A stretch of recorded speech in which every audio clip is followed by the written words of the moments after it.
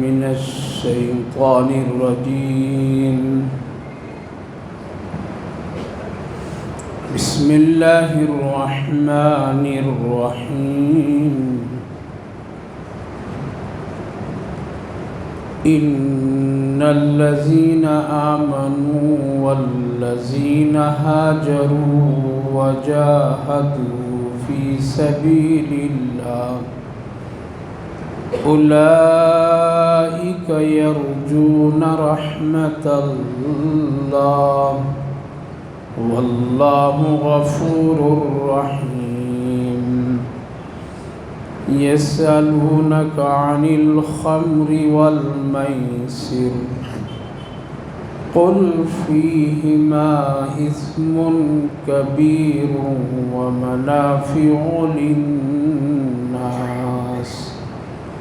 وإثمهما أكبر من نفعهما ويسألونك ماذا ينفقون قل العفو كذلك يبين الله لكم الآيات لعلكم تتفكرون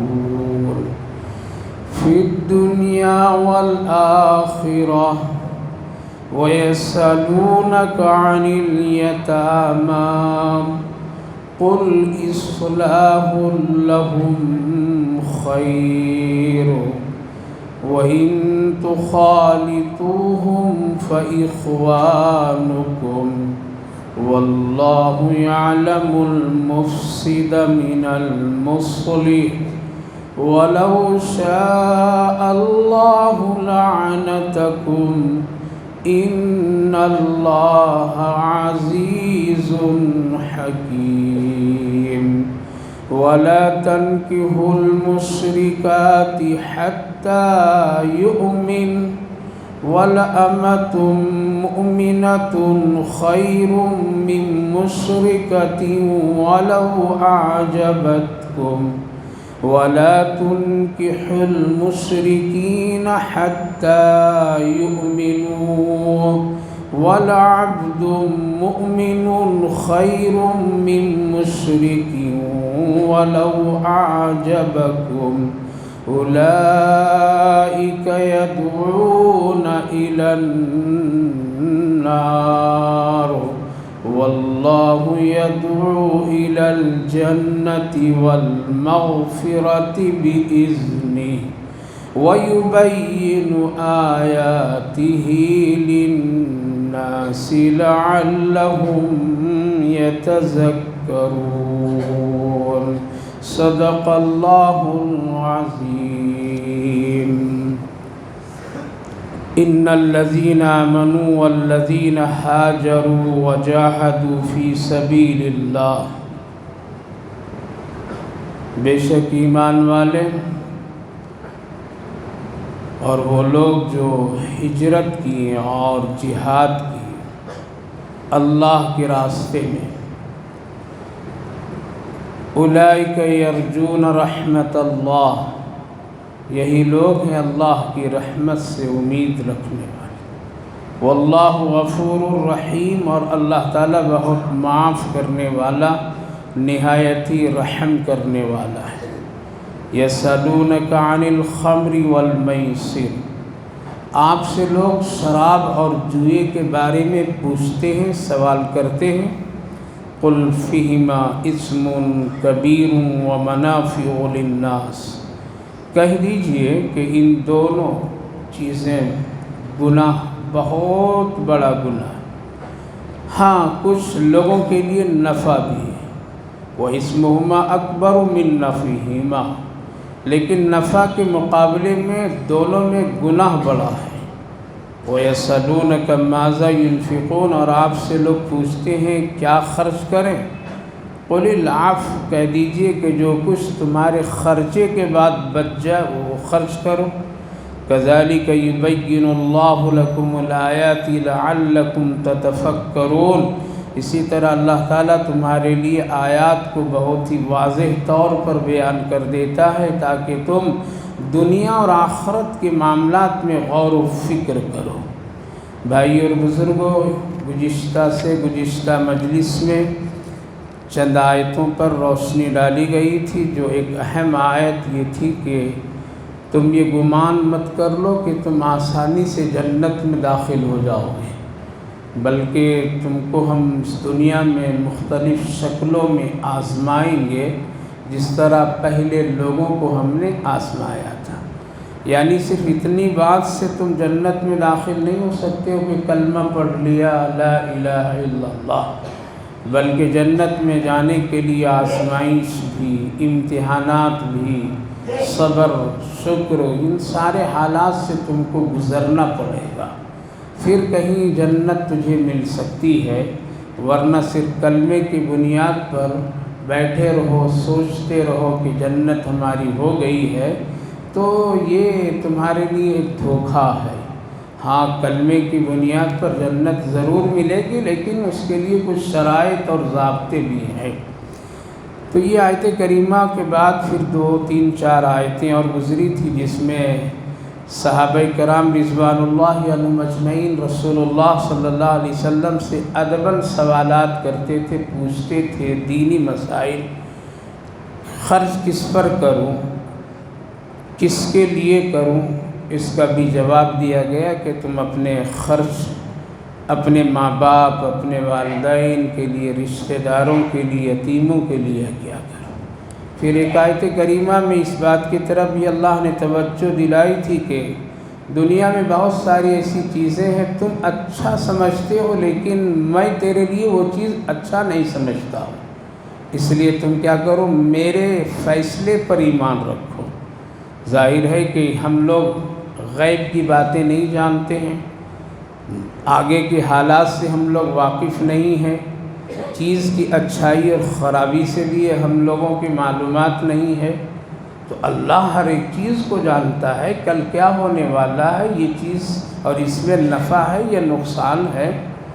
تو کبھی کبھی ایسا ہوتا ہے، ایک ظاہری چیز کو ہم لوگ دیکھ کر کے سمجھتے ہیں کہ یہ چیز بہت اچھی ہے، لیکن حقیقت میں وہ چیز اچھی نہیں ہوتی۔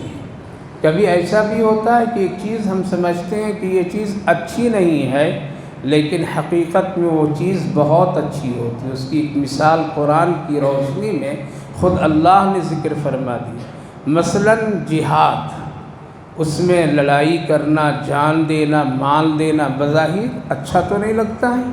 ایک آدمی جان بوجھ کر کے اپنی جان کو ہلاکت میں ڈال رہا ہے، مال خرچ کر رہا ہے، میدان میں جا کر کے مقابلہ کر رہا ہے، بظاہر ایسا لگتا ہے کہ یہ چیز اچھی نہیں ہے، لیکن اللہ فرماتا ہے اس میں اچھائی ہے۔ کیوں؟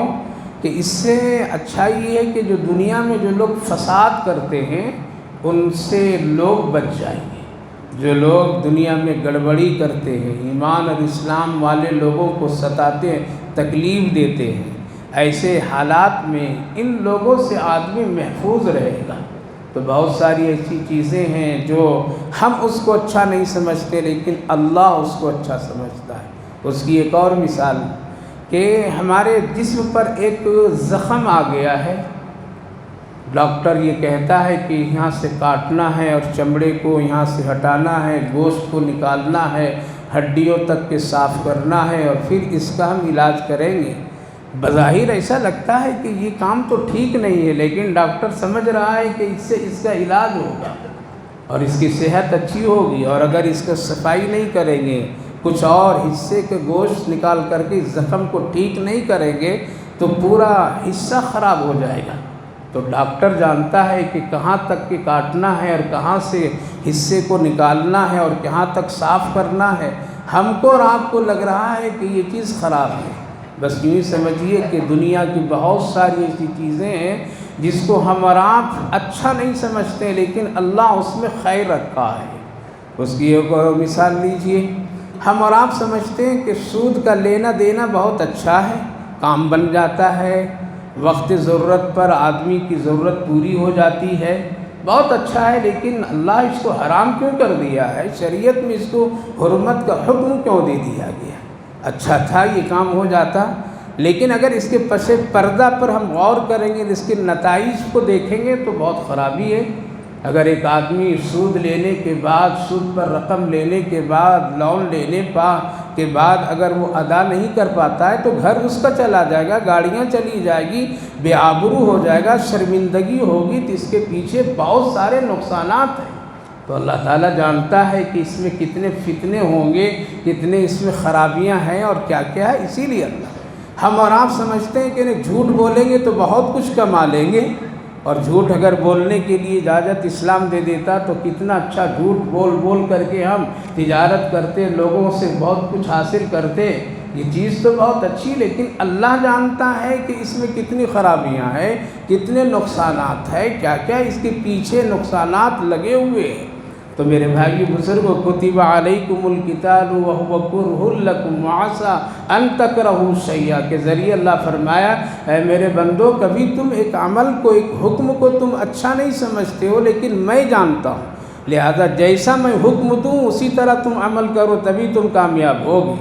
تو یہ آیت کریمہ بھی گزری تھی۔ اب اس وقت میں جس آیت کریمہ کی تلاوت کیا ہوں، یہ اس بات کی طرف اشارہ ہے جس میں اللہ نے فرمایا تھا کلمہ پڑھ کر کے بیٹھے بیٹھے جنت میں نہیں آ جاؤ گے، بلکہ تم کو کچھ کرنا پڑے گا۔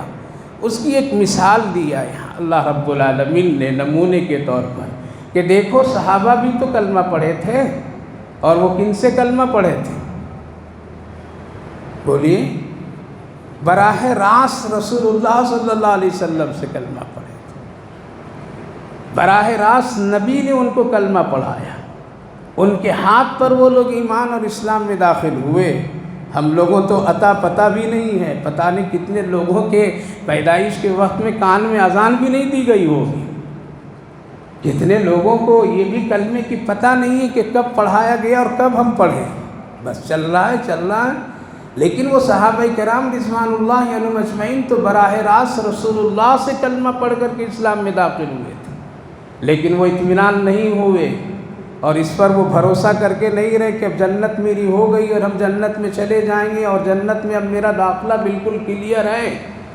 نہیں، ان کو محنت کرنی پڑی، صبر کرنا پڑا، آزمائش کے دور سے ان کو گزرنا پڑا، ان کو وطن چھوڑنا پڑا، مار کھانی پڑی، مال دولت چھوڑنا پڑا، بیوی بچے کو چھوڑ کر کے صرف ایمان کے لیے ہجرت کرنی پڑی۔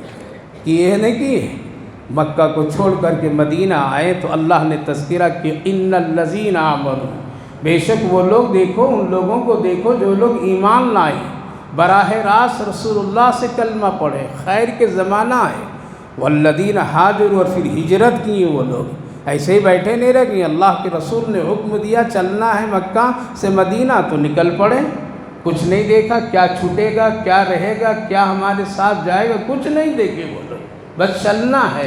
والذین ہاجروا وجاہدوا، اور مدینہ میں آ کر کے کوئی عیش نہیں کرنے لگے بلکہ جہاد کا مسئلہ آیا، تم کو اب بدر کی لڑائی بھی لڑنی، احد میں بھی جنگ کرنی ہے، غزوہ تبوک بھی دیکھنا ہے، غزوہ خندق بھی تجھے کرنا ہے، گڑھے بھی کھودنا ہے، دشمن سے مقابلہ بھی کرنا، وجاہدوا فی سبیل اللہ۔ یہ تین مثالیں اللہ رب العالمین نے دی کہ دیکھیے صحابہ کی آزمائش ہو رہی ہے، نہیں ہو رہی، کس لیے ہو رہی؟ تاکہ مرنے کے بعد اللہ راضی ہو جائے اور ہم کو جنت مل جائے، لہذا وہ بیٹھے بیٹھے جنت سوچ کر کے خوابوں کو نہیں دنیا بنائے بلکہ مجاہدہ کیے۔ والذین ہاجروا وجاہدوا فی سبیل اللہ، کس بنیاد پر؟ اولئک یرجون رحمت اللہ، یہ لوگ امیدوار تھے اپنے رب کی رحمت سے کہ یہ کام کریں گے تو اللہ اپنی رحمتیں ہمیں عطا فرمائیں گے، اور وہ رحمت کیا ہے؟ اللہ کا راضی ہو جانا، مرنے کے بعد جنت کو مل جانا، مرنے کے بعد حشر کے میدان میں حساب و کتاب کا مسئلہ آسان ہو جانا، اللہ خوش ہو جانا، اور میرے ذریعے سے، میری اس مجاہدے سے ایمان اور اسلام دوسروں تک کے پہنچ جانا، یہ رحمت کی امید وہ لوگ رکھے تھے۔ کتنی بڑی قربانیاں تھیں۔ دو نام ہیں، ایک ہے مہاجر اور ایک ہے انصار، دو نام۔ مہاجر اس کو کہتے تھے جو مکہ سے صرف اور صرف ایمان اللہ اس کے رسول کے لیے ہجرت کیے تھے، اس کو کیا کہتے ہیں؟ مہاجر۔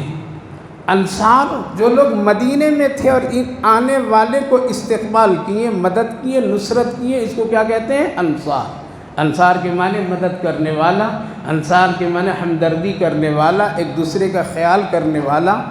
شریعت میں، حدیث میں یہ دو نام بڑے مشہور و معروف ہیں، انصار اور مہاجر۔ کیا ہے؟ انصار اور مہاجر۔ یہ بہت ہی عمدہ چیز ہے، یہ مسلمانوں کے لیے بڑی نعمت کی چیز ہے۔ لہذا مہاجر کے پاس تو کچھ بھی نہیں تھا، سب چھوڑ کر کے آئے تھے، اور ایک بڑی تعداد دھیرے دھیرے مدینہ طیبہ پہنچ گئی مہاجرین کی، اور ان میں سے بعض لوگ بڑے مالدار لوگ تھے۔ مکہ میں ان کے کچھ باغات بھی تھے، ان کے خزانے بھی تھے، ان کے پاس گھر بار سب کچھ تھا، دو چار ان کی بیویاں بھی تھیں، لیکن سب چھوڑ کر کے آ گئے۔ اللہ کے رسول صلی اللہ علیہ وسلم نے ایک میدان، اس وقت مسجد بھی ٹھیک سے بنی نہیں تھی، مسجد نبوی کے اس حصے میں جہاں پر ایک کھلا ہوا میدان، وہاں سب کو جمع فرمایا، اور فرما کر کے یوں فرمائے، دیکھو یہ مہاجرین بھائی ہیں تمہارے، ان کے پاس کچھ بھی نہیں ہے، اور یہاں ان کا آنا صرف اس لیے ہے ایمان کے لیے، اللہ اور اللہ کے رسول کے لیے، اس کے سوا کچھ بھی نہیں ہے۔ لہذا تم لوگ ان کے ساتھ ہمدردی کا معاملہ کرو، ان کے ساتھ تم لوگ خیر خواہی کا معاملہ کرو۔ لہذا مدینے والوں نے کہا کہ یا رسول اللہ کیا کریں ہم لوگ یہی کر سکتے ہیں کہ اگر ان کے پاس میں کچھ نہیں ہے تو ایسا کیجئے آپ کہ ہم لوگوں کو ایک ایک مہاجر دے دیجئے، ایک ایک مہاجر دے دیجئے، جو وہاں سے لوگ آئے ہیں ایک ایک کو دے دیجئے، ہم لوگ اس کو اپنا بھائی بنا لیں۔ کیا بنائیں گے؟ کتنا اچھا خوبصورت نظام ہے۔ آج اگر ہر ایک مسلمان کو ذمہ داری لے لے تو کوئی بھیک مانگے گا؟ کوئی ہاتھ پھیلانے والا بنے گا؟ نہیں بنے گا۔ اللہ کے رسول ان مہاجر بھائیوں میں سے ہم لوگوں کو ایک ایک دے دیجئے تاکہ ہم ان کو بھائی بنا لیں گے اور اپنے مال میں ان کو شریک کر لیں گے۔ کہا کہ تم ہی لوگ چلو ایک ایک کو پکڑ لو۔ لوگ اپنے اپنے سے ہاتھ پکڑ لیے، یہ بھی نہیں کہا میں اس کو کچھ نہیں، جو جس کے ساتھ آئے لے گئے لوگ۔ کہا کہ یہ دیکھو یہ میرا گھر ہے، اس میں 2 کمرہ ہے، تو میرا شریک بھائی بن گئے ہو، لہٰذا ایک کمرے کا مالک تو ہے، ایک کمرے کا مالک میں۔ کچھ میرے باغات ہیں، ایک باغ تم لے لو، ایک باغ ہم رکھ لیتے۔ دیکھو تم شادی نکاح نہیں کر سکتے اور انسان کی یہ ضرورت کی چیز ہے، میری 2-3 بیویاں ہیں، یہ دیکھو تینوں ہیں، 2 ہیں، ان میں سے جس پر تم کو پسند ہو جائے جو میں اس کو طلاق دے دیتا ہوں شرعی اعتبار سے، اور تم اس سے نکاح کر لو۔ رسول اللہ فرماتے ہیں یہ کیا ہے؟ یہ قربانیاں ہیں۔ کیا ہے؟ تبھی یہ اسلام یہاں تک کیا آیا، یہ بیٹھے بیٹھے نہیں تماشا بن گیا ہے، یہ سروں پہ ٹوپیاں، یہ سجدوں کی توفیق، کلمے کی توفیق، پاکی ناپاکی کا مسئلہ، یہ ایسا ہی نہیں آ گیا ہے۔ کتنی بڑی قربانیاں دی۔ کیا کہہ رہے ہیں؟ ایک بیوی کو طلاق دے دیتا ہوں، اس سے تم نکاح کر لو، ایک کمرے کا مالک تو ہے، اس کا مالک تو بن جا، ایک باغ کا مالک۔ آج ہم تو وہ ہیں کہ اپنے بھائی کو وراثت کا حق بھی نہیں دیتے۔ ہم لوگ تو وہ ہیں کہ اپنی بہنوں کو بھی وراثت میں شریک کرنا پسند نہیں کرتے۔ دوسروں کو کوئی اپنا حصہ دار بنا لینا تو بڑی مشکل کی بات ہے۔ جو سگا خون کا بھائی ہوتا ہے اس کو بھی وراثت میں شریک نہیں کرتے ہیں، اور کبھی کہہ دیتے تیرا اس میں کوئی حق نہیں بنتا ہے، اس لیے کہ سارے مال کے ذمہ دار میں ہوں۔ بہنوں کو یہ کہہ کر کے ہم اس کو نظر انداز کر دیتے ہیں، تم کو پڑھایا لکھایا اور تمہاری شادی نکاح کر دیا، لاکھوں خرچ کیا، اب بھی تم حصے دار بنے گی، لہذا تم کو وراثت میں کوئی حق اور حصہ نہیں ہے۔ یاد رکھیے وراثت کا مسئلہ ایسا ہے کہ آپ اگر فرض نماز چھوڑ دیں اور روزانہ 50 رکعت رات میں نفل پڑھیں، تہجد پڑھیں، سوال فرض نماز کا ہوگا، تہجد کا نہیں ہوگا۔ اسی طرح سے اگر کوئی آدمی اپنی بہن کے پیچھے شادی اور نکاح میں لاکھوں خرچ کر دے، اور اگر کوڑی کا 1000 روپیہ وراثت میں بنتا ہے، اگر بھائی نے دبا دیا اور اگر وہ معاف نہیں کی تو کل قیامت میں حساب دینا پڑے گا۔ اس لیے یہ فرض ہے اور وہ غیر ضروری چیز ہے۔ تو ہم لوگ تو اس دور سے گزر رہے، کہاں ہے ہماری قربانیاں؟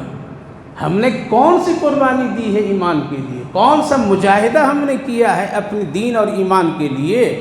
اتنا ہی مجاہدہ ہے کہ رمضان میں روزہ رکھ لیتے ہیں، شربت پی لیتے ہیں، افطار کر لیتے ہیں، جمعہ مسجد میں آ جاتے ہیں اور یہ سمجھتے ہیں کہ ہم نے اللہ پر احسان کر دیا، امام صاحب کی بات ذرا سن لیا، ان پر احسان کر دیا، ان کی تقریر سن لیا، ہم نے ان پر احسان کر دیا، نماز پڑھ لیا، احسان کر دیا، یہ سمجھتے ہیں یہی ہماری قربانی ہے۔ اور اس کے علاوہ ہے کیا قربانی؟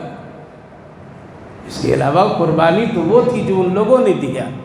حضرت عبد الرحمن بن عوف رضی اللہ عنہ ایک بڑے صحابی گزرے، یہ بھی ان کو بھی ایک مدینے والے انصار نے کیا کیا، بھائی بنا لیا، چلو لے گئے، کہا کہ یہ گھر ہے دو، ایک لے لو تم، آپ اس کے مالک،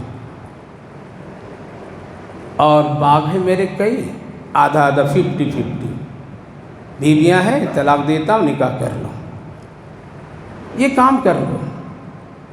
یہ نہیں کہ کورٹ میں جائیں گے، رجسٹریشن کرائیں گے، لکھائیں گے، پڑھائیں گے، پھر ہوگا۔ وہ زبان کے اتنے پکے تھے کہ بدلتے نہیں تھے۔ اب تو کاغذ بدل جاتا ہے، گھر بدل جاتے ہیں، زمینیں بدل جاتی، زبان بدل جاتی، اس لیے نیت ٹھیک نہیں ہے۔ حضرت عبد الرحمن بن عوف رضی اللہ عنہ نے کہا کہ بھائی میرے انصار، ہم کو اتنا بڑا گھر کی ضرورت نہیں ہے، ہم کو ایک چھوٹا سا کمرہ دے دو، بیوی نکاح کرنے کی ابھی فی الحال ضرورت نہیں ہے، اس کے ابھی اتنے تقاضے نہیں ہیں میرے، اس کی بھی ابھی ضرورت نہیں، آپ اپنی بیوی کو طلاق مت دیجیے، جب ضرورت ہوگی دیکھ لیں گے، ذرا صبر ہمت رہنے دیجیے، مجھے ایک چھوٹا سا گھر دے دیجیے، چھوٹا سا کمرہ مجھے دے دیجیے، آپ مجھے باغ بھی مت دیجیے، وہ بھی آپ اپنے پاس رکھیے، صرف ہم کو مدینہ کا بازار بتا دیجیے کہ بازار کہاں لگتے، ہم جائیں گے وہاں، کچھ محنت کریں گے، کچھ تجارت کریں گے، کچھ کوشش کریں گے، اور پھر ہم اس سے آگے بڑھیں گے۔ کیا پیغام ملا؟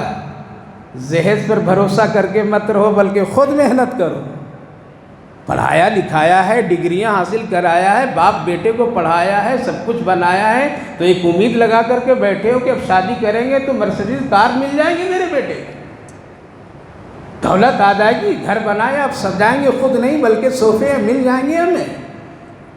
محنت کیجئے، بازار ڈھونڈیے، مارکیٹ جائیے، دنیا کا تجارت کے لائن سے سفر کیجئے، بہترین عبادت ہے نمازوں کے بعد۔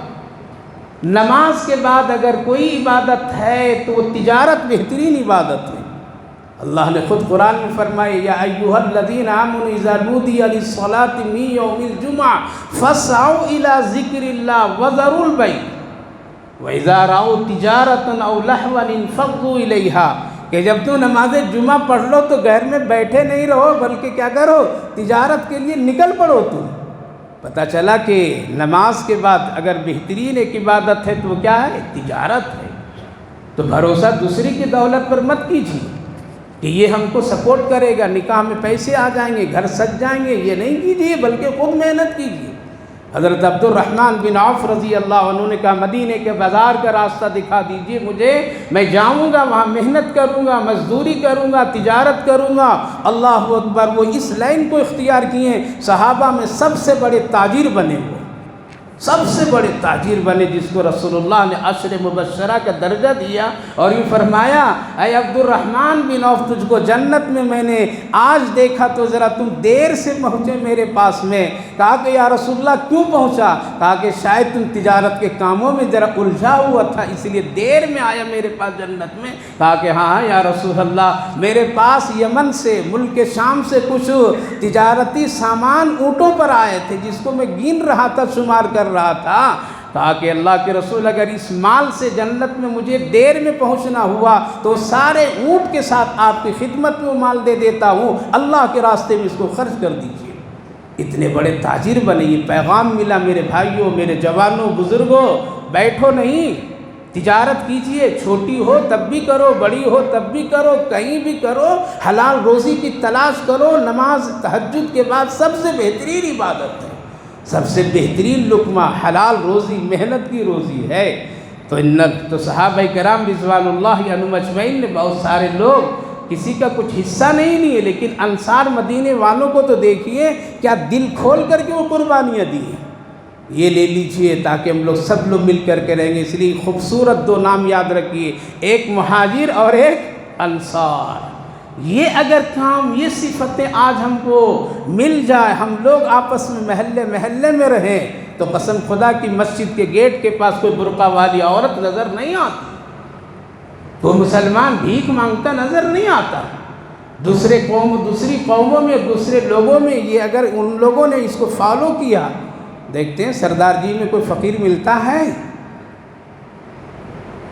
کبھی دیکھا کہ وہ بھیک مانگتے کہیں نظر آتے ہو؟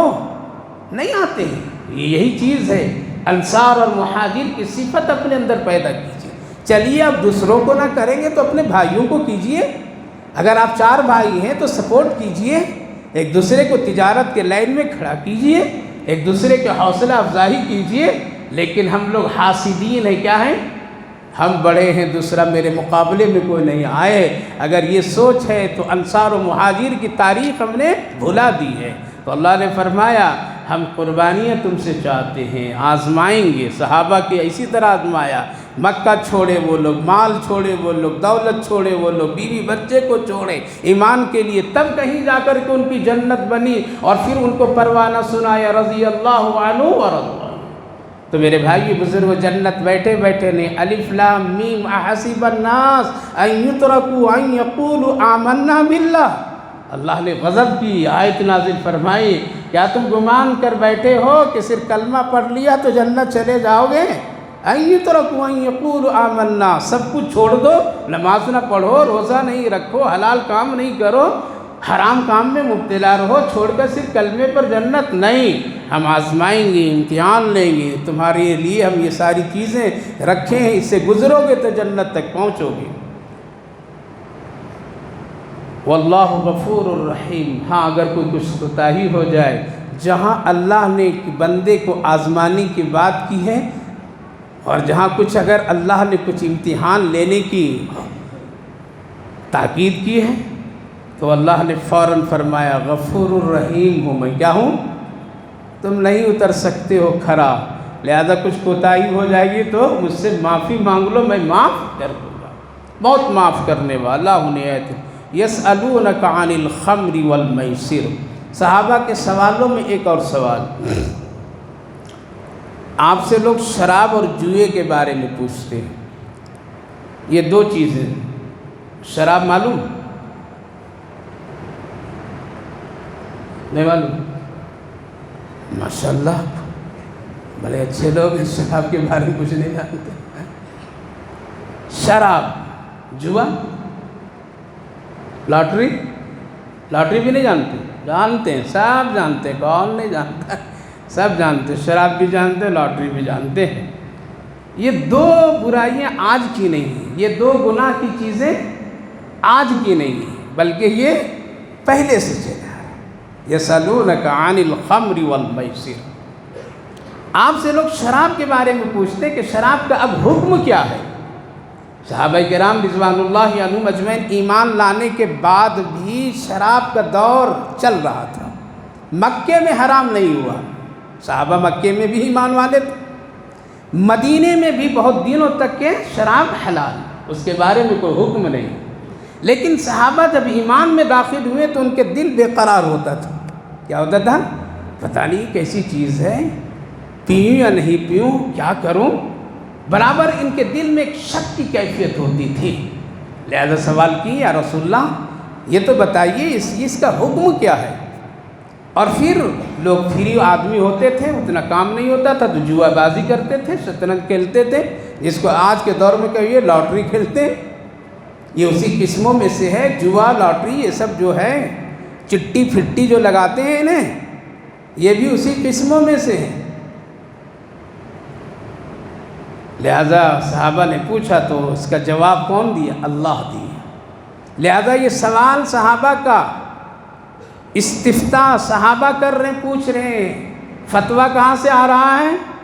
اوپر سے آ رہا ہے، عرش سے آ رہا ہے۔ اللہ جواب دے رہا ہے، کوئی دنیا کا مفتی نہیں، نہ خود نبی، بلکہ اللہ فرمایا قُلْ فِيهِمَا اسْمٌ کبیر، یہ دونوں بہت بڑا گناہ ہے، مت پوچھو یہ کیا ہے، حلال حرام، بس گناہ ہے یہ، اور اس میں نفع بھی ہے۔ کیا ہے؟ تھوڑا نفع بھی ہے، نفع بھی ہے۔ شرابی جب شراب پیتا ہے تو سمجھتا ہے کہ ملک کا ہم ہی بادشاہ ہیں، وہ پیتا ہے تو سوچتا ہے کہ خزانہ سب میرے پاس ہے، وہ پی لیتا ہے تو پھر اس کے اندر طاقت، امنگ، حوصلے آ جاتے ہیں، کمزور بھی طاقتور سمجھ جاتا ہے، تو یہ نفع بھی ہے۔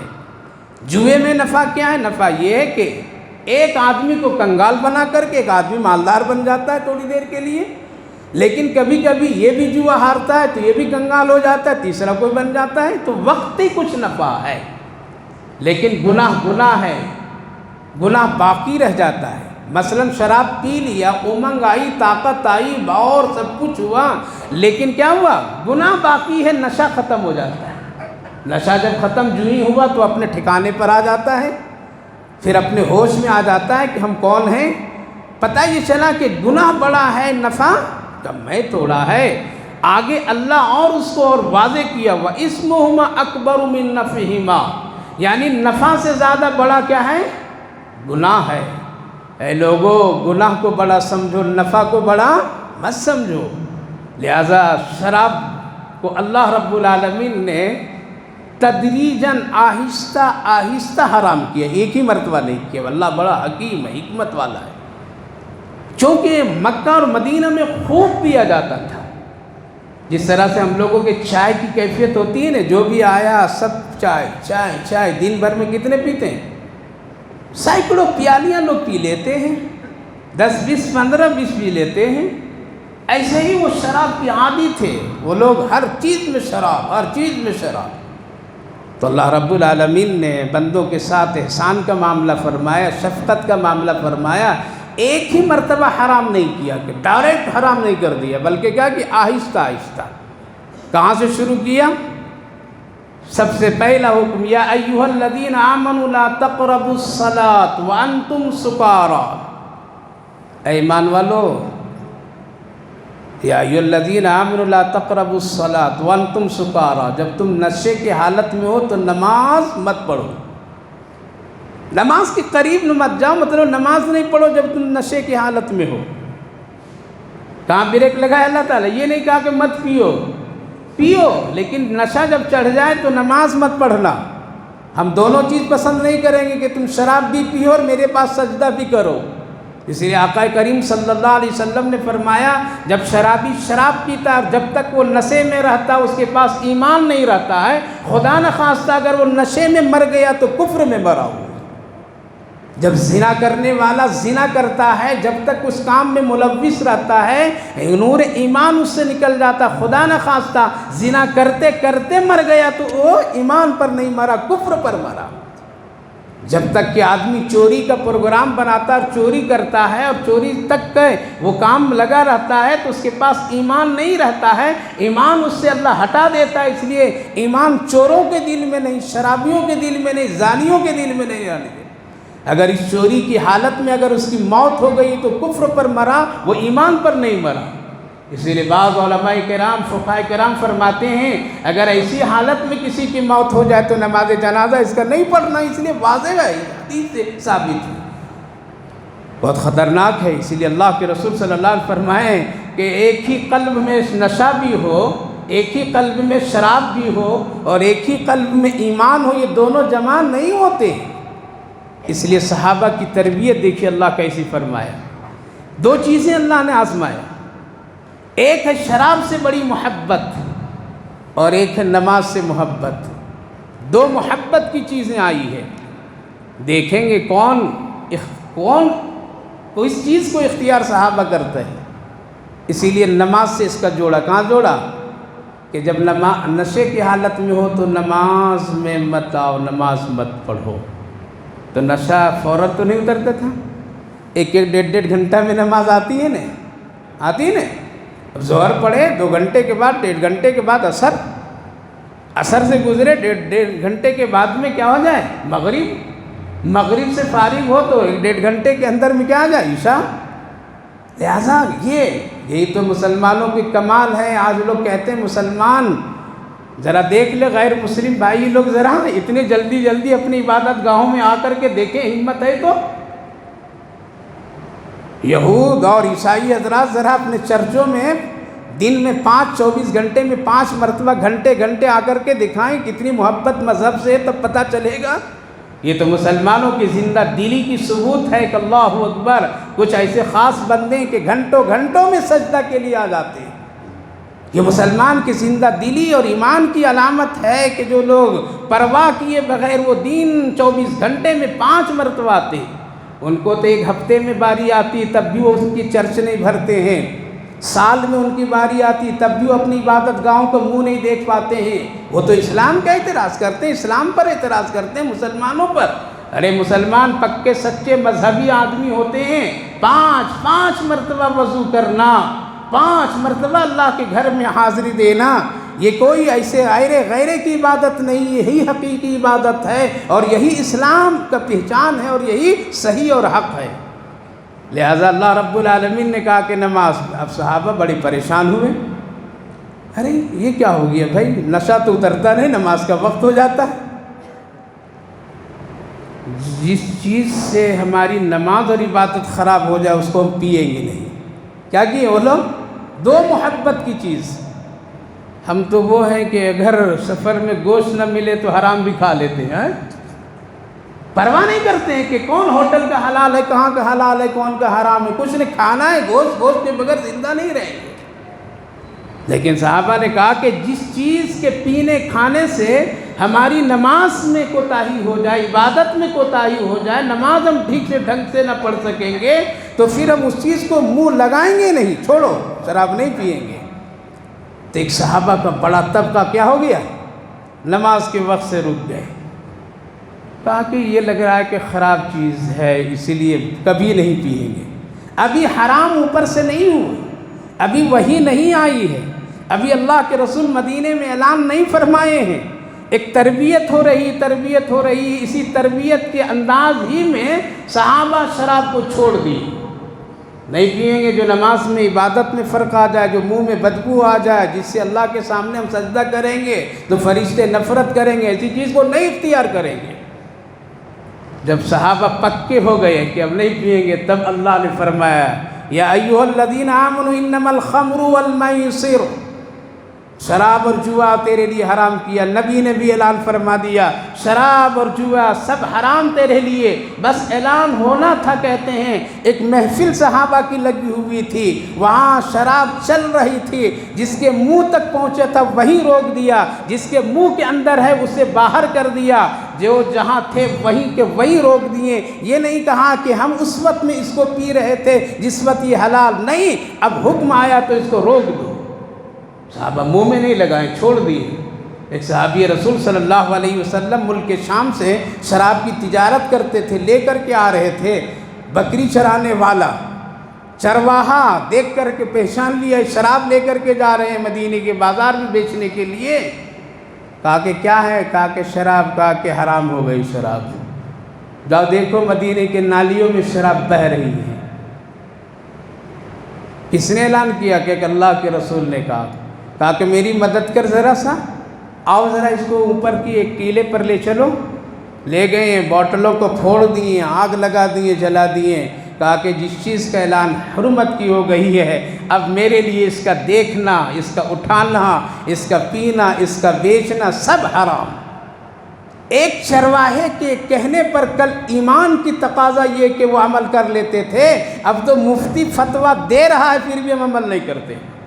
پوچھتے ہم لوگوں سے حضرت یہ حلال ہے یا حرام ہے، ایسا کرنا صحیح ہے یا غلط؟ کہہ دو کہ نہیں غلط ہے، ٹھیک ہے دیکھیں گے۔ دوسرے مفتی پر فون لگا دیا، حضرت آپ کیا کہتے ہیں؟ ارے حضرت کیا کہتے ہیں؟ جو حضرت وہ کہا یہی حضرت وہ کہا، یہ کیا ہیرا پھیری کر رہے ہو؟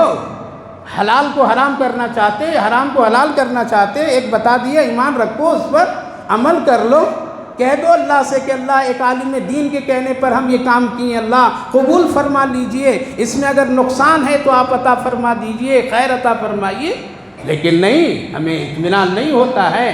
آج تو بڑے بڑے شیخ الحدیث فتویٰ دے دیتے ہیں، ہم ان کے فتوے پر یقین ہی نہیں کرتے ہیں۔ کل وہ چرواہے کی بات پر پوری تجارت میں آگ لگا دیے۔ نبی کے خدمت میں پہنچے، اللہ کے رسول سے سنا یا رسول اللہ ایسا ایسا کیا۔ آپ نے فرمایا کہ ایسا نہیں کرنا چاہیے تھا، تم کو ان جگہ پر واپس کر دینا چاہیے تھا۔ میرے بھائیو بزرگوں، صحابہ کرام نے اس طرح سے دین کو بچایا اور عمل کیے۔ مدینے کے گلیوں میں نالیوں میں اتنی شراب بہی، اتنا بہایا لوگوں نے کہ ایک موسم بارش کا آیا تو رنگ کا پانی بھی بدل گیا تھا، اتنے شراب کو عادی تھے۔ برتن پھوڑ پھوڑ دیے۔ اللہ کے رسول صلی اللہ علیہ وسلم فرمایا برتن کو مت پھوڑو، اس کو پانی سے دھو دو گے تو کیا ہو جائے گا؟ وہ پاک ہو جائے گا، استعمال کر سکتے ہو، کیوں تم نے اپنے برتنوں کو توڑ دیا؟ سنیے جواب دیتے ہیں صحابہ کرام، یا رسول اللہ وہ شراب پینے والے برتن اور بنانے والے برتن اگر گھر میں رہتا تو دیکھتا تو شراب یاد آتی۔ ہم یہ نہیں چاہتے ہیں کہ جس چیز سے گناہ یاد آ جائے اس کو گھر میں رکھوں۔ وہ تھے پکے سچے مسلمان، وہ تھے جنت میں جانے والے مسلمان، وہ جنت کے مستحق ہیں، وہ جنت کے حقدار وہ لوگ ہیں۔ ہم لوگ تو گناہ کو سجاتے ہیں، کیا کرتے ہیں؟ گناہوں کو سجاتے ہیں، گناہوں کی چیزوں کو خریدتے ہیں، گناہوں کی چیزوں کو بہت عمدہ جگہ پر رکھتے ہیں۔ ہم لوگ تو وہ ہیں جس سے گناہ یاد آ جائے۔ اچھے اچھے البم بناتے ہیں، ریکارڈنگ کرتے ہیں، شادیوں کے فوٹو رکھتے ہیں، بار بار دیکھتے ہیں، یادگار بناتے ہیں۔ اگر جائز ذرا سا گنجائش دے دے تو قبر میں بھی یہ سب لگا لیتے ہیں لوگ۔ ذرا سکون و تنہائی کیا کریں گے، ذرا اسی میں دل بہلائیں گے، لیکن اللہ سارا سسٹم ختم کر دیتا ہے۔ ورنہ یہ انسان، ہم لوگ اتنے حریص ہیں گناہ کے کہ وہاں بھی ٹی وی لگا لیتے، وہاں بھی موبائل لے جاتے، نیٹ لگا لیتے وہاں بھی، لیکن چلنے کے ہے ہی کچھ نہیں۔ ختم قصہ منو مٹی کے نیچے، سب ختم۔ میرے بھائیو بزرگو، گناہ کی چیز، جس چیز سے گناہ یاد آ جائے اس چیز کو مت دیکھو، اس چیز کو دیکھو جس سے نیکی یاد آ جائے، اس چیز کو دیکھیے جس سے اللہ یاد آ جائے، اس کے چہرے کو دیکھیے جس سے اللہ کے ذکر یاد آ جائے۔ قرآن کو دیکھو، پھر روتے ہیں ہم لوگ، گڑ گڑاتے ہیں، دعائیں کراتے ہیں بزرگوں سے، ولیوں سے، پیروں سے، بڑوں سے۔ روزی کی تنگی ہو گئی گھر میں، ذرا دعا کر دیجئے۔ دعا کرنے سے ہوگا کیا؟ جب گھر میں ٹھیک رہو گے تب نے۔ اسی لیے کہا گیا کہ جس دروازے پر گندی چیزیں ہوتی ہیں، جس دروازے پر لوگ پاک صاف دروازے کے سامنے نہیں رکھتے ہیں، رحمت کے فرشتے وہاں سے واپس آ جاتے ہیں اور روزی کی برکت اس گھر سے نکل جاتی ہے۔ دیکھتا ہوں لوگ کہتے ہیں بڑے مہذب لوگ ہو گئے پڑھ لکھ کر کے، کبھی کبھی کسی کے گھر کے پاس جانا ہوتا ہے، جوتے چپل اس طرح بکھرے ہوئے ہوتے ہیں، لگتا ہے کیسے بے سلیقہ کے لوگ اندر رہتے ہیں۔ ہمارے بزرگوں نے کہا کہ گھر کے سامنے جوتے چپل کو ترتیب سے رکھا کرو، سلیقے سے رکھا کرو، اس کو چھپا کر کے رکھا کرو، اس کے لیے اچھا کوئی باکس بنا کر کے رکھا کرو، کیونکہ صبح کے وقت میں، شام کے وقت میں رحمت کے فرشتے تیرے گھر کے دروازے کے سامنے برکت کی روزی رحمت لے کر کے آتے ہیں۔ اسی لیے بے ڈھنگا مت رہیے، پڑھ لکھ کر کے بے ڈھنگا مت بنیے۔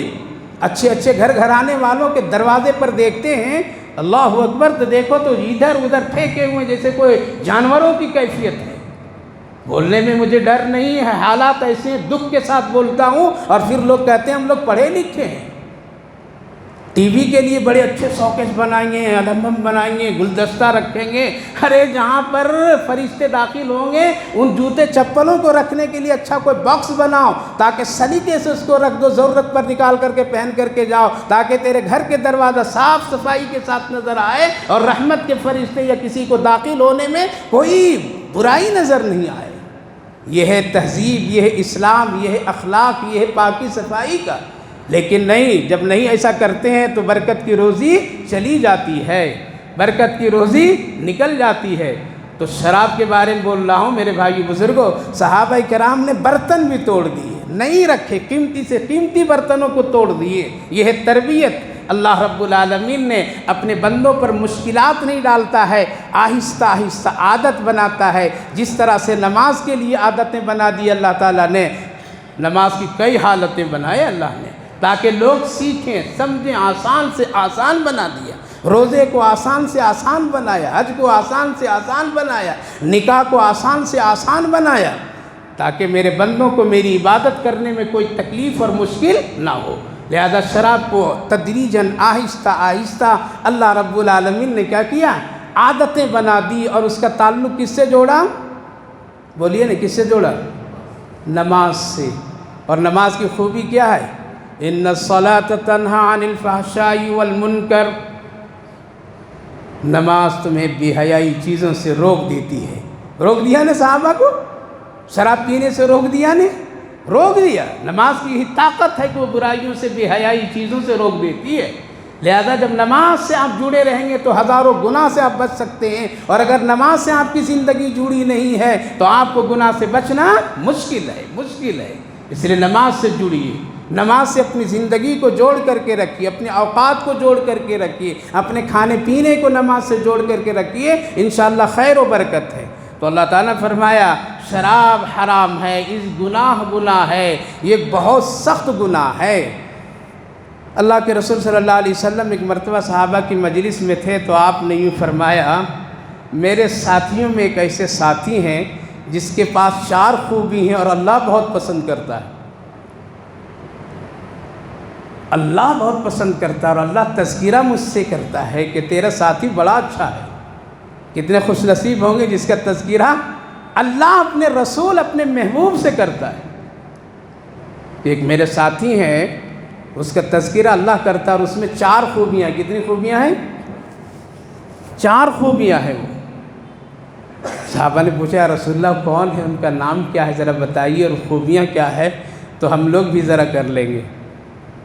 اللہ کے رسول ایک دن نظر انداز کیے کہ نہ بتاؤ، لیکن صحابہ پھر پوچھیں یا رسول اللہ وہ خوبیاں کیا ہے اور وہ نام کیا ہے؟ تو اللہ کے رسول صلی اللہ علیہ وسلم نے دوسری ایک مجلس میں فرمایا، وہ حضرت جعفر بن طیار رضی اللہ عنہ ہے، ایک صحابی، ان کے اندر 4 خوبیاں ہیں جو اللہ پسند کرتا ہے اور اس کی وجہ سے اللہ ان پر اپنی خاص رحمتیں عطا فرماتا ہے۔ حضرت جعفر بن طیار رضی اللہ عنہ تھے، اللہ کے رسول صلی اللہ علیہ وسلم نے ان کی خوبیاں بیان فرمایا اور یہ کہا کہ اگر تم لوگ بار بار نہیں پوچھتے تو میں ان کی خوبیاں ذکر نہیں کرتا، لیکن فائدے کے لیے کیا کر رہا ہوں، ذکر کر دے